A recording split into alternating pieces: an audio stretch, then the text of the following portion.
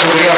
आइए अब उन्हीं सभी पार्टिसिपेट के लिए मैं मार्च पास्ट निकालूंगा। आपने देखा होगा दिल्ली में जब मार्च पास्ट निकलता है तो किस प्रकार से आवाज आती है, आपके समक्ष एकदम देखिए।